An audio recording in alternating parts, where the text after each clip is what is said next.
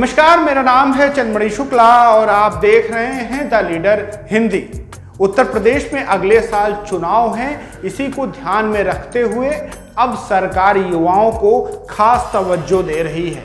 अखबारों के माध्यम से जमकर नौकरियां बांटी जा रही हैं। सुनने में तो ऐसा आ रहा है कि 40-50 हजार सरकारी नियुक्तियां तो चुनाव के पहले ही हो जाएंगी। लखनऊ और प्रयागराज में तैयारी कर रहे युवाओं के पास घर से फ़ोन आता है कि सरकार तो इतनी नौकरियां निकाल रही, पर तुम्हें नौकरी क्यों नहीं मिल रही। उस पर उस युवा के पास कोई जवाब नहीं होता, क्योंकि घर से जो फ़ोन आया है वो अखबार में छपी एक खबर को देखकर ही आया है। इन दिनों प्रदेश में लेखपाल भर्ती की धूम है। गांव शहर हर जगह चर्चा है कि लेखपाल की भर्ती आने वाली है। अब तो उत्तर प्रदेश अधीनस्थ सेवा चयन आयोग ने कैलेंडर भी जारी कर दिया है, जिसे देखकर लगता है कि मार्च तक सरकारी नौकरी पक्की। अब इस कैलेंडर की तारीखों के बारे में भी हम भली भांति बात करेंगे कि कैसे आम लोगों को गुमराह किया जाता है। लेकिन पहले जरा उन युवाओं की बात कर लेते हैं जो वर्षों से अपनी नियुक्ति के लिए धक्के खा रहे हैं। 2016 से 2019 तक की जो भर्तियां अभी तक नहीं पूरी हो पाई, उनको लेकर अब आयोग सक्रिय हुआ है। संभावित है कि सितंबर तक सारी भर्तियां पूरी कर ली जाएंगी। सवाल वही है कि चुनावी वर्ष में जो सक्रियता दिखाई जा रही है वो अगर 4 साल पहले दिखाई गई होती तो बहुत से युवाओं का भला हो जाता। 2016 की कनिष्ठ सहायक व कनिष्ठ लिपिक की भर्ती का अभी इंटरव्यू नहीं हुआ है। आबकारी सिपाही 2016 से अभी तक नियुक्ति का इंतजार कर रहे हैं। सम्मिलित और अधीनस्थ सेवा और कंप्यूटर ऑपरेटर भी 2016 से ही राह देख रहे हैं। तो होम्योपैथिक फार्मासिस्ट और कनिष्ठ सहायक की भर्तियों के अभ्यर्थी 2019 से आस लगाए बैठे हैं।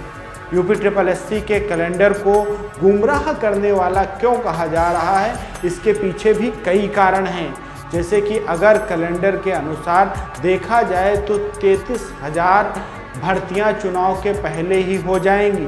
लेकिन सबसे बड़ी बात यह है कि चुनाव के पहले आदर्श चुनाव संहिता भी लागू होती है और आयोग में बैठे काबिल अफसरों को इतना तो पता ही होगा कि आचार संहिता के दौरान इस तरह की प्रक्रिया संचालित नहीं की जा सकती। अगर देखा जाए तो अगस्त में पीटी परीक्षा होगी, जो आने वाली भर्तियों का आधार बनेगी। यानी जो इस परीक्षा में पास होंगे वो UPSSC की निकाली अगली भर्ती में आवेदन कर सकेंगे, जिसके बाद सबसे पहले 7,882 पदों की लेखपाल की भर्ती प्रस्तावित है, जिसकी परीक्षा नवंबर में हो सकती है।